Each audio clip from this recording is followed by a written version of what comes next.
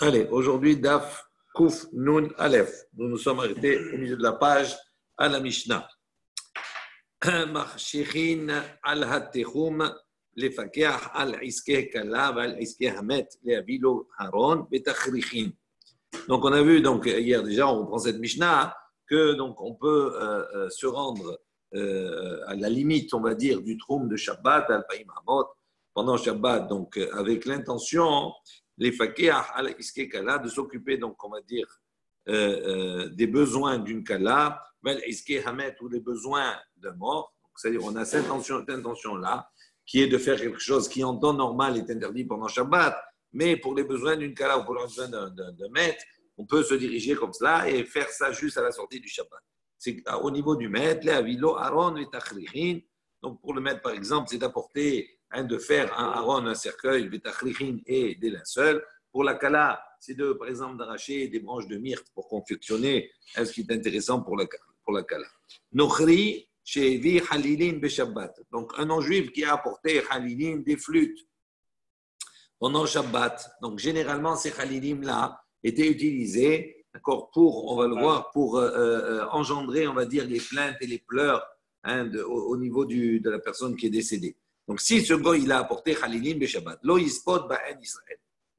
Un Israël ne pourra pas, après, par la suite, d'accord, les utiliser pour le hesped, pour les éloges funèbres, d'accord, pour faire pleurer la famille. Donc, ça veut dire qu'il ne peut pas apporter, il ne peut pas les utiliser définitivement. Rachid dit Lo ispod ba'en Israël, le'olam. C'est-à-dire, même après Shabbat, il ne pourrait pas les utiliser. Ou knasa, c'est un knas, il dit c'est une amende en quelque sorte qui est faite par les chachamim. Mishum de muchacham, ilta de bishvilo uvahu, de en derech leavi halilin, et là, bishvil met. Il dit pourquoi ils ont fait donc ce knas-là? Parce que c'est évident que si le goy il les a apportés, d'accord, même s'il n'a pas dit explicitement, mais il les a apportés pour un Israël, parce qu'il était apporté, ces halilim, là, ces flûtes étaient apportées uniquement pour un mort. Donc, s'il y a un maître qui est juif à ce moment-là, s'il les a apportés, donc c'est pour Israël. Comme pour Israël, on n'a pas de les utiliser. Et la mais la Mishnah précise le seul moment où on pourra, la seule situation où on pourra les utiliser, s'ils ont été apportés, c'est-à-dire dans un endroit proche, on va voir qu'on parle à l'intérieur du troum, si elles se trouvaient déjà à l'intérieur de cet espace-là. Asulo Aaron. Donc, si maintenant on a fait un non-juif, il a fait Aaron un cercueil pour lui, pour un non-juif. Un non-juif, il a fait pour un non-juif un cercueil. Et il a également creusé une tombe pour un non-juif. Et Kaverbo Israël. Donc, puisque ça a été fait pour un non-juif, à ce moment-là, on pourra enterrer là-bas en Israël. Israël. Et si maintenant ils ont été faits pour le Israël, il a creusé pour Israël, ou il a fabriqué un cercueil pour un Israël. Loïkaverbo Olamit, à ce moment-là, il ne pourra pas donc enterrer d'une manière définitive là, dans ce qui a été creusé pendant Shabbat pour le Israël par un non-juif. Pardon? Non, l'imkor pour un non-juif. C'est un commerce. Si c'est pour un commerce, on ne sait pas pour qui c'est dédié. Il ne sait pas à l'avance qui est-ce qu'il va acheter. Donc, mais il le fait d'une manière stable générale. Il ne le fait pas spécialement pour un juif. Gemara. Donc, qu'est-ce que ça veut dire? Donc, ces halidim, là, ces flûtes-là, peuvent être utilisées uniquement dans la Mishnah. On a dit, si elles sont portées dans un endroit qui est proche, c'est-à-dire dans le troum. Ravahami makom karov mamash. Donc, Rav, il a dit, il faut qu'il y ait une certitude pour pouvoir les utiliser, qu'elles viennent véritablement qu'elles étaient déjà positionnées avant Shabbat à l'intérieur du troum Shabbat. Ou Shmuel Amar, tandis que Shmuel dit, Haishinan shema chutz lechumra lechumalan. Il dit, nous craignons que peut-être elles ont été à un moment donné à l'extérieur, elles ont passé un certain temps à l'extérieur de la muraille. Donc ça veut dire que Shmuel il considère que même si on a un safek, même si on a un doute, que peut-être elles étaient à un moment donné à l'extérieur, on n'a pas une certitude qu'elles viennent de l'intérieur, malgré ça, c'est autorisé. Dika matnitin, il dit effectivement, lorsqu'on analyse un petit peu mieux notre Mishnah, on va voir Kvate dit Shmuel. Ça va selon l'opinion de Shmuel. Des Katane, comme on a enseigné, Aselo Aaron, vechafar lo kever. Si il a fait, d'accord, pour un non-juif, il a fait un Aaron, un cercueil, vechafar lo kever, où il lui a fait également une tombe, et kaverbo Israël. Donc on pourra enterrer par la suite Israël dedans. Alma, misveka share. Donc on apprend d'ici que quoi? Donc, misveka share, que si on a un doute, c'est permis. Ranami, puisque ici aussi c'est la même chose, misveka share. Même si on est dans un doute, c'est autorisé. Vetania kvate des Rav. Et il y a une baraïta qui va selon l'opinion de Rav, qui lui est plus exigeant et qui dit que pour pouvoir utiliser ces halidim, il faut qu'il y ait une certitude qu'elles aient été, en rentrant le Shabbat, qu'elles aient été dans le troum. Ir chez Israël venochrim darimba. Donc il dit effectivement, Rav il a enseigné une ville dans laquelle il y a des juifs et des non-juifs qui résident à l'intérieur de cette ville. Et donc, il y a un bain public, d'accord, qui marche pendant Shabbat.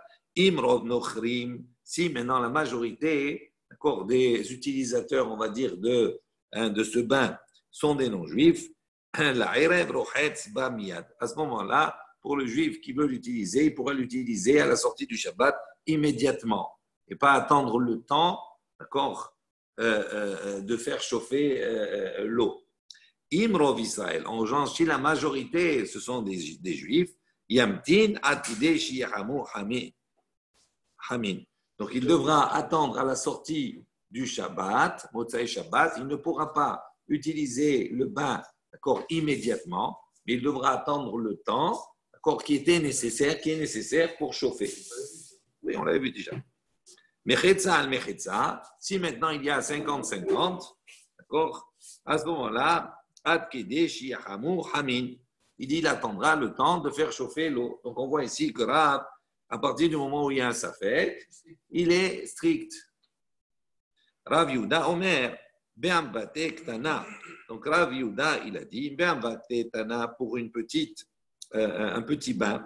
Im yeshba reshut. Donc, s'il y a pas une personne puissante, Rochetz ba miyad, il peut se laver là-bas, d'accord, prendre le bain de suite à la sortie du Shabbat. Maïrechout, il dit, qu'est-ce que ça veut dire? Qu'est-ce que c'est ce puissant-là? Amar Rav Yehuda, Amar Rav Yitzchak, Bre de Rav Yehuda. Donc, Rav Yehuda a dit au nom de Rav Yitzchak, le fils de Rav Yehuda, Im yeshba Adam Chashuv, si là-bas il y avait un homme important, Shesh lo asar abadim, qui a à son service 10 serviteurs, Shemechamemin lo asara kumkumin, et qui vont maintenant faire chauffer 10 sources d'eau. Bebatachat, d'accord, en une seule fois. Ve'amvati ktana pour un petit bain. Mutar, à ce moment-là, c'est permis. L'irchotz ba niyad, de se laver là-bas immédiatement. Asulo aron vechafrulo kever vechule. Donc on a dit, si maintenant le goy a fait pour un autre, il lui a fait un cercueil ou bien il a creusé pour lui un kever. Amay acha. Nami Yamtin, il dit pourquoi ici aussi on devrait dire qu'il ne peut pas donc enterrer de suite. Il enterrera le temps de réaliser, d'accord, le temps qu'on a normalement pour creuser ou le temps qu'on a pour faire un cercueil. Amar Oula, il a dit Be'omed Be'isratia. Donc il a dit on parle dans un cas où cette tombe-là, elle est située dans la voie principale. Donc elle est dans une place, dans une route principale. Donc c'est sûr qu'à ce moment-là, ça a été fait, c'est une vadaout, c'est une certitude que ça a été fait pour un non-juif. Donc on n'a pas de doute, donc on n'a pas besoin d'attendre. C'est pour ça qu'on n'a pas besoin d'attendre. Il dit Tenar kever Aaron Mai. Il dit ok, tu peux avoir une certitude concernant le kever, concernant la tombe, par rapport à l'endroit où elle a été faite. Il dit mais Aaron, mais pour le cercueil, Mai, tu ne peux pas avoir une certitude qu'il a fait pour lui ou qu'il a fait pour un Israël. Il dit il faut dire Amar biabaou bemutal al kivro. Il dit, il faut comprendre là-bas la Mishnah, dans le cas où ce cercueil, il est posé al-kivro, à côté de la tombe. Il dit, comme la tombe là-bas, elle est sur une route, elle est dans un endroit où là-bas qui n'est pas habituel pour enterrer un juif, donc c'est certain qu'il a fait ce trou-là pour un non-juif. Si le Aaron, il est à côté, donc ça veut dire aussi c'est une certitude que c'est pour un non-juif. Donc c'est pour ça qu'on peut l'utiliser immédiatement. Bon, ça c'est autre chose. Matnitin, Mishnah, une nouvelle Mishnah. Osin kol sorke amet. Donc on a le droit pendant Shabbat de faire tous les besoins pour le mort. Sachin, on peut donc l'enduire de l'huile, ou maddihin, et on peut donc le laver, auto, ou maddihin auto, ou bilvad, mais à condition chez l'eau yaziz bo ever. Mais il ne faut pas, d'accord, bouger un membre du mort. Ça veut dire que le mort, il est muktsé. Donc, si je n'ai pas le droit de déplacer même un membre, quel que soit le membre. En revanche, je peux sachin ou madichin. C'est-à-dire, je peux le laver ou je peux l'enduire. C'est-à-dire, pour maintenant, faire en sorte pour pas qu'il pourrisse, etc., tout cela, je peux pratiquer certaines choses sur lui. Toucher quelque chose qui est muktsé, ce n'est pas interdit. Ce qui est interdit, c'est déplacer quelque chose qui est muktsé. Donc, il dit, tu peux pas, il ne faut pas le bouger. Non, il ne faut pas le déplacer, ni le mettre par terre, ni rien du tout quand il meurt Shabbat. Ensuite, sometin et akar mitartar ou matilin auto alachol. Donc, il dit, on peut, en revanche, enlever, tirer et akar le coussin, mitartar qui se trouve sous lui, ou matilin auto alachol, et ainsi, par ce fait, donc, il va reposer sur le sable, d'accord, sur la terre, bijvil chez Yamtin, pour ne pas justement, Rachid dit chez Loïasriach, pour ne pas qu'il pourrisse. Pourquoi? Parce que quand il y a les karim, quand il y a les coussins et tout dessous, c'est quelque chose qui engendre de la chaleur. Donc on enlève pour qu'il se pose au sol. Et là, donc il y a beaucoup plus de fraîcheur, et donc c'est plus d'humidité, donc c'est plus facile pour garder un peu plus longtemps. Koshrin et al-lehi, velo lo sheyale, et là chez Lo Yosif. Également, on peut attacher et al-lehi, sa mâchoire. Le mort, effectivement, il a tendance après à ouvrir. Donc, à ce moment-là, on attachait un tissu autour de sa tête sans le bouger, sans le déplacer. Mais il dit, ce que tu attaches autour de sa mâchoire, il dit, chez l'eau, chez Yale, c'est pas pour le faire remonter. Parce que si tu le fais remonter, tu sers pour faire remonter et fermer la bouche, à ce moment-là, tu bouges la mâchoire. Et donc, c'est à source, c'est mouxé. Il dit, là, chez l'eau Yosif, mais pour ne pas que ça s'ouvre plus. C'est-à-dire c'est pas indirect. Quand tu mets, si tu serres fort, tu le fais monter, c'est pas indirect. Non, mais tu déplaces. Tu le déplaces, la mâchoire, tu la déplaces, c'est pas indirect. C'est direct. Vechen Kora, il dit la même chose pour une poutre chez Nishbera qui s'est brisée pendant Shabbat. Somchin Oto Besafsal, O Baruchot Amita. On peut à ce moment-là, d'accord, soutenir cette poutre-là qui est sur le toit avec un safsal, avec un banc, ou bien avec une latte de lit, etc. Chez l'eau, chez Ta'alé, là, chez l'Autosif. Pas pour que le faire remonter, d'accord, mais pour soutenir, pour ne pas qu'elle tombe un peu plus. Gemara. On va pas la Gemara. Vehama Rav Yehuda Amar Shmuel. Il dit voici, Rav Yehuda dit au nom de Shmuel, Ma'aseh betalmido chez Rabbi Meir. Donc il y a un événement, une histoire avec un élève de Rabbi Meir, il est rentré derrière Rabbi Meir au Beth Amerchas, au bain public, pendant Shabbat. Entre parenthèses, il est interdit pendant Shabbat d'aller en bain public pour se baigner, on avait déjà vu ça. D'accord? En revanche, il est permis d'aller au bain public pour se promener dedans. On n'est pas obligé, on n'a pas l'interdiction. Donc il dit, il est rentré après Rabbi Meir au Beth Amerchas, donc il a voulu là-bas arroser le sol. Amarlo en madihin. Il lui a dit non, on ne peut pas arroser le sol. Pas maintenant. La sourd, karka, il a voulu mettre également des huiles odorifiantes, etc., tout cela, sur le sol. Amarlo lui a dit en sachin. Non, il lui a dit tu n'as pas le droit. Karka, alors, donc on voit ici qu'on n'a pas le droit. Donc comment on peut faire, comme on a dit précédemment, pour le mettre, etc. Il dit karka, bekarka, mechalfa. Met bekarka, la mechalfa. Il dit pour quelle raison? Il dit une terre avec une terre, c'est quelque chose qui peut se confondre. Ça veut dire quoi? Ça veut dire que même si dans le bain, on se trouve dans un endroit, c'est carrelé. Okay? Donc même si tu vas jeter de l'eau, tu vas être sachin ou tu vas mettre de l'huile, il n'y a pas d'interdiction en soi. Il dit, mais les Chachamim ont fait exéra d'interdire ça à cause, d'accord, pour ne pas faire ça sur une terre, sur quelque chose, c'est terreux. Ça veut dire que là-bas, tu risques d'aplanir les goumottes, etc., tout cela. Donc ils ont dit, karka, mais khalfa. Quand c'est les deux sujets, c'est les mêmes, deux terres, d'accord, deux sols. Donc on peut confondre l'un de l'autre et on peut venir malheureusement à faire une transgression Shabbat. Il dit, met bekarka, là, mais tu ne peux pas passer de la terre à un mort. C'est-à-dire, si tu autorises pour le mort, tu vas croire qu'on peut autoriser pour le sol. Il dit, c'est deux mondes qui sont complètement différents. Donc c'est pour ça que. Parce que si tu arranges le sol avec de l'huile, tu tues aussi.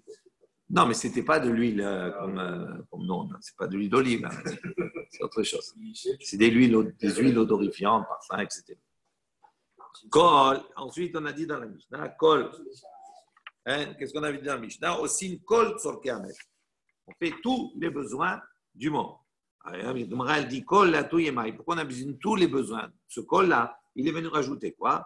La touye. Il veut ajouter ce que les Chachamim ont enseigné. Donc il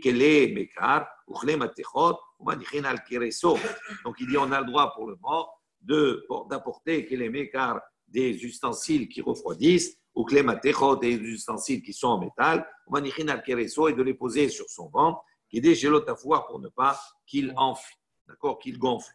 Ou pour que également, on peut fermer et nekavav toutes ces ouvertures, pour ne pas que là-bas le vent, le souffle puisse rentrer et qu'il puisse enfler. Et même Shlomo a dit dans sa sagesse, donc il dit jusqu'à jusqu'à que ne se défasse pas, on va dire, la corde à kesef en argent. Il dit ça, c'est une allusion. Il dit ça, c'est quoi? Zechut hashidra. C'est ce qu'on appelle chut hashidra, la colonne vertébrale. Hein, le chut, il est comme chevel, il est comme une corde, d'accord? Et la colonne vertébrale, elle est blanche. Donc ça reprend, Rachid dit, c'est comme le kesef, comme l'argent. Vetarutz gulat hazza'ab. Et il dit que également la boule d'or ne se fracasse pas. Il dit ça, c'est une allusion, c'est ama. Il fait allusion aux membres. Veteshaver kad al hamaboua. Également que ne se brisera pas kad, la cruche, al hamaboua, près de la source. Zé akeres. Il dit ça, ça fait allusion à l'estomac. Benarutz hagilgal el abor. Et que la roue tombe dans le puits. Zé peresh. Ça fait allusion aux excréments. Ainsi qu'il est dit dans Malachi, Vezereti peresh al penechem, peresh haggechem. Je jetterai des excréments à vos faces, peresh haggechem, les excréments de vos fêtes. Amar Ravuna ve Amrela Amar Rav Chaga. Donc Ravuna a dit oh non, il y a de ceux qui disent que c'est ma. Il y a de ceux qui disent Amar Rav Chaga, que c'est Rav Chaga qui a dit Elu bene Adam. Ça fait référence aux personnes, chez Menihim, d'Ivrei Torah, qui malheureusement délaissent les paroles de Torah, mais aussi une kol yemehem qui hagim, et ils font de leurs jours, tous les jours comme des jours de fête. Ils veulent s'éclater tous les jours, d'accord, et ils délaissent pour ça la Torah. Amar Rabbi Levi, Amar Rav Papi, donc Rabbi Levi a dit au nom de Rav Papi, Amar Rabbi Yoshua, au nom de Rabbi Yoshua, Le'achar Shlosha Yamim, Kereso Nifka'at, après 3 jours, son estomac donc explose entre guillemets, venofelet lo alpanav, et donc ses excréments tombent sur son visage, veomeret lo, et c'est une image, et ses excréments lui disent à se mettre à se défaire, tol ma shenatatabi, prends maintenant ce que tu m'as donné, ce que tu m'as mis. Ça veut dire que nous, bien souvent, on veut faire entrer les plaisirs, etc., tout cela. Il dit ça s'en va, ça finit. Et c'est une image qui est donnée. Il faut dire que ce n'est pas sur ça qu'il faut mettre l'intérêt principal, mais sur l'Ivrei Torah, sur l'étude de la Torah. Matnitin, une nouvelle Mishnah. En me'atzmin et amed b'Shabbat. On n'a pas le droit de fermer les yeux d'un mort pendant Shabbat. Pourquoi? Parce qu'on ne peut pas déplacer. C'est mouktsé. D'accord? Ça aussi, ça, les paupières, ça peut être déplacé, un membre. Vélo bechol. Également, on n'a pas le droit, même en semaine, au moment où il y a la sortie de l'âme. Au moment où l'âme sort, je n'ai pas le droit de déplacer, de fermer les paupières. Pourquoi? On va voir. Parce que tout celui qui va fermer avec la sortie de l'âme, il est considéré comme un meurtrier. Il dit pourquoi? Parce qu'au moment où il y a l'anishama qui quitte, on ne doit surtout pas toucher le corps. Pourquoi? Parce que toucher, c'est considéré comme si maintenant, peut-être que le fait de toucher, c'est ça qui va accélérer maintenant la mort. Donc il ne faut surtout pas. Donc il dit même fermer les yeux, on n'a pas le droit de toucher. Gemara, Tanour Rabbanan, les Chachamim ont enseigné.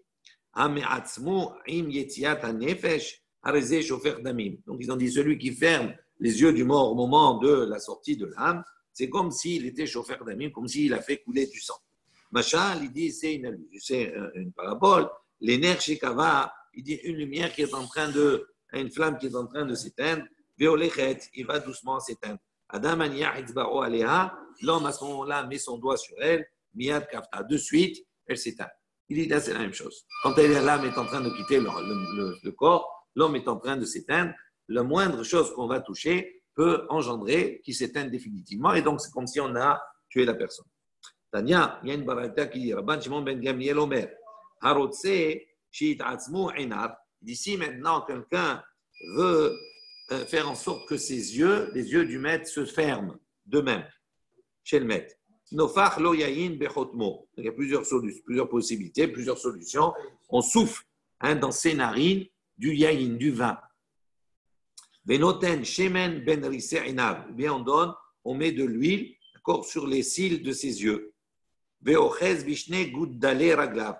Et ou bien on saisit les deux gros orteils, d'accord, des pieds.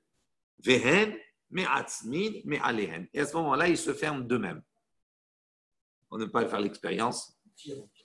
Tania, il y a une autre baraita qui dit Rabban Shimon ben Gamliel Omer, Tinok ben Yomo Hay, Mechalelim alav et Shabbat. Donc un enfant, Tinok, un bébé, ben Yomo, il est d'un jour, il est vivant, on peut transgresser pour lui le Shabbat. David Mener Israël, David, le roi d'Israël, Met, lorsqu'il est mort, En Mechalelim alav et Shabbat. On ne peut pas transgresser pour lui le Shabbat, pas le déplacer ni rien du tout. Donc le Tinok, vivant, on peut. Même David Ameler, le roi, à partir du moment où il est mort, on ne peut plus. Tinok ben yomo mechalilim alav et Shabbat. Il dit donc un enfant d'un jour, comme ça, on peut transgresser le Shabbat sur lui. Amra Torah, la Torah l'a dit, halel alav Shabbat echad, va transgresser un Shabbat, pour que lui, il puisse après honorer, garder plusieurs Shabbatot. David Meler Israël met, David est le roi d'Israël mort.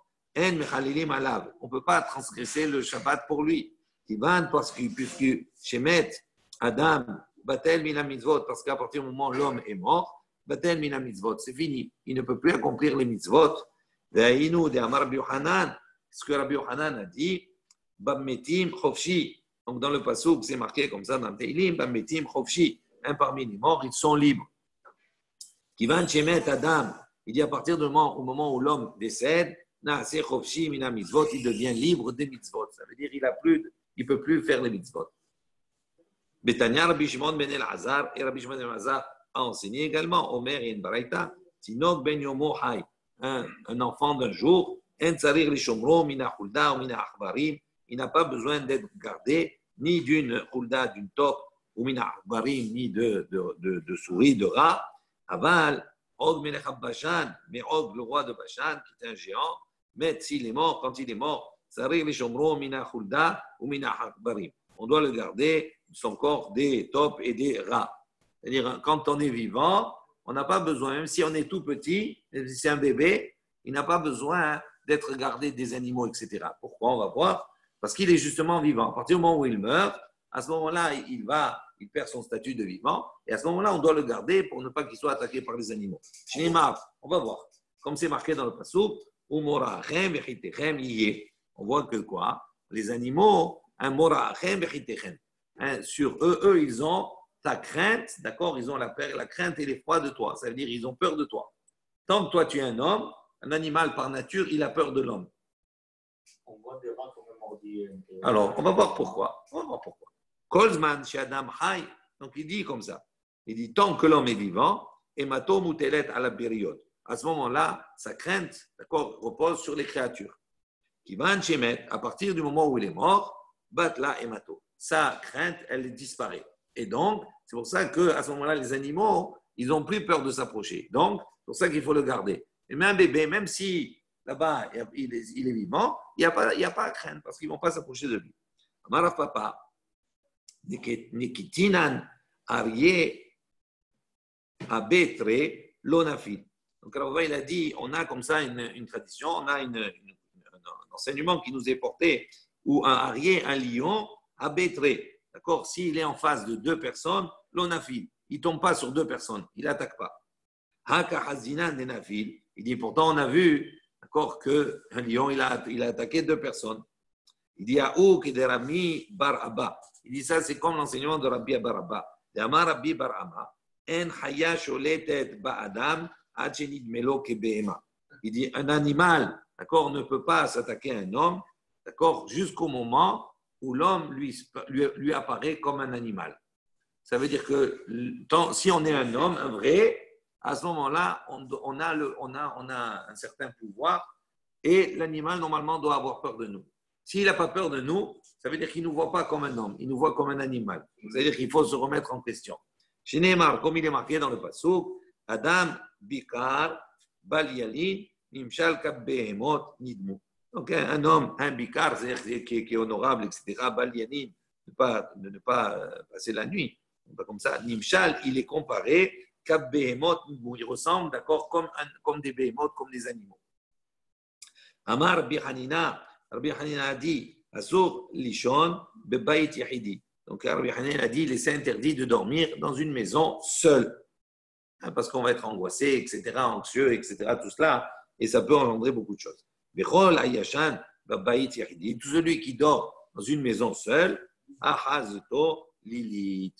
Donc, Lilith, c'est la cheftaine, on va dire, ou la chef des démons. Elle va le saisir, elle peut le saisir et s'en emparer. Betania, et une baraïta qui dit également, Rabban Shimon ben el-Hazar, Omer, Ase, Ache, Ata, Motse, Umatsui, Lecha, Veodcha, Biyadcha. Donc, Rabban Shimon ben el-Hazar, il a dit la chose suivante, à propos de la tzedaka, il a dit Ase, Ache, Ata, Motse. Il dit, fais la tzedaka, d'accord, Ache, Ata, Motse, tant que tu arrives à trouver des personnes qui vont recevoir la tzedaka. Donc, il y a des personnes comme ça, fais, ne t'arrête pas. Umatsui lecha, également, continue à faire, d'accord, Umatsui lecha, tant que toi, ça se trouve chez toi de l'argent. Veodecha, beatra, également, tant que toi, tu as ta vie entre tes mains, en quelque sorte, d'accord, jusqu'à la fin de ta vie. Ve'af, tant que tu es sous ton contrôle, en quelque sorte. Ve'af, Shlomo Amar bechokmato, il dit également, Shlomo Amelech a dit dans sa sagesse, Uskor et borecha, donc rappelle-toi, souviens-toi de ton Créateur, Bime Bechorotecha, pendant ta jeunesse, Ad Asher Lo Yavuu Yeme Hara'a, jusqu'à que ne viennent les jours mauvais, de mal. Et d'où Yeme Hazikna, il dit quels sont ces jours de mal, entre guillemets, c'est les jours de la vieillesse. Vegiu Shanim Asher Tomar En Li Baem Hafetz. Et donc, ils vont arriver les années. Hachel Tomar, ils vont te dire un lit, donc je n'ai pas Bahem Hafez, je n'ai plus, on va dire, de désir, etc. Il dit ça, c'est quoi? Et Lou Yemé à Mashiach, ça correspond à la période du Mashiach, chez En Bahen Losrut Belochova, où là-bas il n'y aura plus ni de mérite, ni de sanction, parce que le Mashiach sera venu. Il dit Upliga, dit Shmuel. Et cette interprétation, on va dire, cette période de la venue du Mashiach qu'il définit, c'est Rabbi Shimon ben el-Hazar, qui dit la période du Mashiach, il n'y aura plus de mérite, il n'y a plus de faute, il n'y a plus rien du tout. Donc il dit, ça c'est en discussion sur l'opinion de Shmuel. Pourquoi? De Amar Shmuel, il a enseigné, il a dit, En ben ha'olam hazeh dimot ha'mashiach, dit la différence qu'il y a entre ce monde et la période du Mashiach, et là, chez Boud Marchuyot Bilbad, uniquement, d'accord, la servitude des nations, d'accord, la domination des nations. C'est uniquement cela. Ça veut dire que tout le reste restera comme c'est. Mais il n'y aura plus de domination sur le Ham Israël des nations. Chez Neymar, comme c'est marqué dans le Passou, Kilo Yerdal Evion Mikerev Haaretz. Dit même à cette période du Mashiach, Lo Yerdal Evion, il ne manquera pas de pauvres au milieu de la terre. Donc on voit qu'il y aura toujours, la possibilité de donner tzedaka. Tanya Rabbi el-Hazar Hakapar Omer. Donc on a une baraïta, Rabbi el-Hazar Hakapar a dit, Le Olam Yibakesh Adam Rahamim Al Midazo. Il dit l'homme doit toujours demander miséricorde Al Midazo sur cette situation, sur la pauvreté, Midazo, sur la pauvreté. Pourquoi? Shim ou Loba Ba Beno. Il dit pourquoi? Parce que même si lui n'est pas tombé dans la pauvreté, il faut savoir Ba Beno, son fils tombera. Veim Beno Loba, et si son fils n'est pas tombé, Ben Beno Ba, son petit-fils tombera. ça veut dire que c'est quelque chose qui va arriver tôt ou tard. Donc, ça veut dire que tout le monde peut être touché. Donc, c'est pour ça qu'il faut avoir de la miséricorde sur cet état-là. Shneimar, comme il est marqué dans le Passouk, qui biglal had-davarazé. En retour de cette chose-là. Il dit, qu'est-ce que ça veut dire? Rabbi Ishmael, il explique, il dit comme cela, il a enseigné, Galgal ou Shechoser Ba'olam. Il dit, ça, c'est une roue qui tourne. Ça vient, ça tourne. Et mol aïnou avanim les paroles Israël. Donc, c'est comme ça, ce plateau qui tourne. Amar Rabbi Yosef, Rabbi Yosef, il a enseigné, Nikitinan. Donc, on a eu comme tradition, on a pris Aït Tsurba Mirabanan, Lo Me'ane. Il dit, c'est Talmidei Chachamim, par tradition, ne tombe pas dans la pauvreté. Il dit, Ve'aka Hazinan de Me'ane. Il dit, mais pourtant, on voit qu'il y a des Talmidei Chachamim qui sont dans la pauvreté. Il dit, Im Ita de Me'ane, Ha'adure Apetha Lo Me'ada. Il dit, même s'ils peuvent tomber dans la pauvreté, mais ils ne font pas du porte-à-porte. Talmidei Chachamim peuvent tomber dans la pauvreté, mais ils ne feront pas de porte-à-porte. C'est ce que ça veut dire. Amala, Rabbi Hiya, les débites où? Donc Rabbi Hiya, il a dit à sa femme, qui a été Anya, lorsque vient un pauvre, Hagdim ele rifta, donne-lui un pain, donne-lui du pain, qui est riche, car comme cela, délicadement les livnach, il dit comme cela, d'accord, quand tes enfants, sous-entendu, ils vont être pauvres, ils vont trouver quelqu'un qui va leur donner également de quoi manger du pain. Amral, elle lui a dit à son mari, Melatka laitat lehu, il dit, qu'est-ce que c'est? Tu es en train de maudire tes enfants. Il donne le pain au Ani, parce que tes enfants, quand ils seront pauvres, ils vont trouver quelqu'un pour les nourrir. Il dit, qu'est-ce que tu maudis tes enfants? Amar, là, il lui a dit, Kra kaktib. Il dit, un passage qui est écrit comme ça. Ki bigla la davarazé. Il dit qu'on voit que cette chose-là, elle tourne, c'est une roue. Et donc, comme c'est une roue, il faut s'attendre, on ne sait pas dans l'avenir. Betana de Rabbi Ishmael, également Rabbi Ishmael a enseigné, dans les choses de Rabbi Ishmael a enseigné, Galgal ou Shechoser Ba'olam, cette roue-là, elle revient dans le monde. Ça veut dire cette pauvreté. La pauvreté, c'est quelque chose qui tourne. Tanya Rabban Gamliel, Berabbi Omer. Donc, on a une baraïta où Rabban Gamliel, le fils de Rabbi, a dit, Omer, Venatan Lecha Rahamim. Tu donneras donc pour toi Rahamim, la miséricorde, Verichamcha, Veirbecha. Donc, tu seras miséricorde, on va dire, Veirbecha, tu te tu augmenteras. Ça veut dire quoi? Kola merachem ala beriot. Il dit, ça veut dire que toute personne qui est merachem, qui a de la miséricorde vis-à-vis des créatures, merachamin ala minashamaim. À ce moment-là, Kadosh Baruch Hu va être également Rahman avec lui, va être miséricorde avec lui. Kol sheino merachem ala beriot. Mais toute personne qui n'est pas Rahman, qui n'est pas miséricorde avec des personnes, avec d'autres créatures, en merachamim ala minashamaim. À ce moment-là, lui, des cieux, il n'y aura pas de miséricorde sur lui. Adasher lo tershach hashemesh ve'haor. Donc dans la suite du passouk, le Kohelet c'est marqué comme ça. On parle à propos, on parle, on va dire des skenim, de cet état-là de vieillesse, et on va décrire un certain nombre de choses qui montrent, on va dire, l'état de la vieillesse. Il dit Adasher lo tershach. Là-bas, Shlomo HaMelech, il donne un conseil. Il dit, on a vu précédemment, il lui a dit, fais attention à comment tu te conduis, fais les mitzvot, fais tout ce que tu dois faire quand tu es jeune, n'attends pas, d'accord, la vieillesse n'attend pas de vieillir. Il dit, donc il donne un conseil de se conduire tant qu'il a de la force. Adasher l'oterchar, il lui dit, avant que l'oterchar hashemesh, avant que le soleil ne s'obscurcisse, vers or et la lumière. Il dit, on parle de quoi?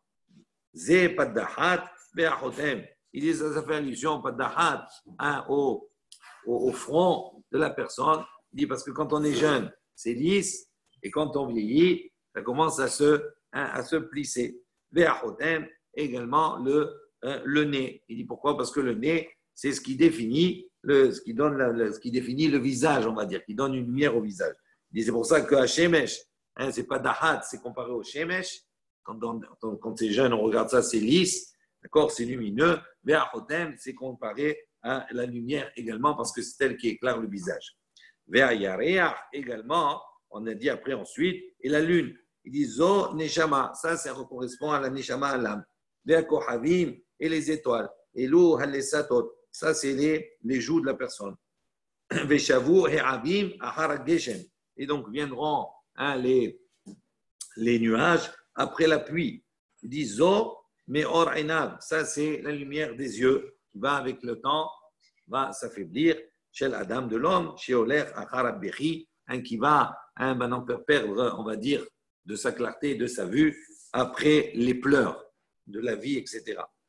Amar Shmuel, il a enseigné la chose suivante. Il dit, c'est l'arme. Adar be'im shenin hadara. Il dit, jusqu'à 40 ans, ces larmes-là que l'on perd, hadara, elles reviennent. Elles sont, on va dire, il y a se renouvellent, se régénèrent. Le corps, jusqu'à 40 ans, régénère cela. Après 40 ans, l'ohadra, ça ne revient pas. Et Amar Rav Nachman, Ay kohala adar be'im shanin marbah. Rav Nachman, il a dit, ce kohol, c'est ce phare-là que l'on met dans les yeux, ce crayon-là, il dit jusqu'à 40 ans, marbah, c'est quelque chose qui éclaircit la vue et qui est un profit pour la personne. Après 40 ans, afilu malia qui avisna de girdai, okume mukim, arbuhe lo marva. Il dit même si tu vas remplir, d'accord, qui avisna, avisna c'est le cylindre, le cylindre du métier à tisser, d'accord, où là-bas on tend la chaîne, etc., tout cela. Il dit même si tu remplis ça, des gardés, c'est rempli ce cylindre-là du tisserand, okume mukim, c'est-à-dire même si tu en mets beaucoup, okume mukim, ça garde, ça protège, on va dire, ou ça garde à ce moment-là ce qui est nécessaire de garder. Mais en revanche, ça n'a plus. Pardon ? Ça n'augmente pas. Ça veut dire que ça n'a plus un effet, au contraire, qui va lui apporter un plus. Ça garde quelque chose, mais ça n'augmente plus. Maï Kamash Malan, il dit qu'est-ce qu'on vient entendre de cela ? Qu'est-ce qu'on vient apprendre ? Des Kama, des Alim, Kekohala, Tfe Ma'ale. Il dit que plus des Alim, Mekohala, plus le kohala, le crayon, il est épais, donc tu vas en mettre plus. Et ma'ale, c'est un plus, ça apporte, c'est profitable pour la personne quand elle est en âge, bien entendu, ou c'est profitable pour elle. Rabbi Hanina, Sheriv Ale Berate. Donc on raconte que Rabbi Hanina a perdu sa fille. Lo ava kabachi ale, il n'a pas pleuré sur elle. Amra le debit ou, sa femme lui a dit, Tarnegolta affect mi betach. Il lui a dit, tu as perdu une poule. Tu as perdu une poule, tu as fait sortir une poule de ta maison, pourquoi tu ne pleures pas? C'est ta fille. Amar la Tarté, il lui a dit, non, j'ai deux raisons, on va dire, pour deux choses. Il dit, Tichla, Be'ibara. Il dit, quoi, tu veux me faire souffrir doublement? Tichla, d'accord, si maintenant je vais pleurer, non seulement ça va m'engendrer encore plus de tristesse, déjà je suis triste et je suis mal par rapport à la mort de ma fille, mais également, Ibara, par le fait de pleurer beaucoup, c'est quelque chose qui va engendrer, d'accord, la cécité, donc je ne vais plus voir. Savar là, qui a des Amar Rabbi Yochanan, Mishum Rabbi Yossi ben Ketzarta. Il dit donc, il pense comme l'opinion de Rabbi Yochanan, qui a dit au nom de Rabbi Yossi ben Ketzarta, Shesh de Ma'ot Hen. Il y a 6 pleurs différents. Shalosh Yafot, Shalosh Ra'ot. Il dit parmi ces 6 pleurs-là, ces 6 larmes, il y en a 3 qui sont bénéfiques, qui sont bien, et 3 qui sont mauvaises. Shel Ashan, Veshel Bechi, Veshel Betakise Ra'ot. Il dit celles qui sont induites par la fumée, Veshel Bechi et les pleurs, les larmes qui sortent à la suite de la tristesse, de la peur. Veshel Betakise, également celles qui sont induites par les toilettes, c'est-à-dire par les sourines, par les efforts, les mots, M-A-U-X. Ra'ot, toutes ces larmes-là, toutes ces pleurs sont mauvaises. Shel Sam, en revanche, les pleurs qui viennent à la suite d'un remède. Les Shel Sechok, ou bien des pleurs qui viennent à la suite d'un rire. Les Shel Perot, ou bien qui viennent à la suite de fruits, indiqué Gon Reach Chardal, de fruits ou de légumes, comme par exemple sentir le parfum Chardal de la moutarde, c'est quelque chose qui est fort, qui est piquant, et donc ça fait pleurer, ou bien des oignons. Il dit ça, il y a faute, ça c'est bon. Il dit, ça n'a pas une incidence mal. Voilà, on s'arrête là. Baruch Adonai Leolam, Amen ve Amen.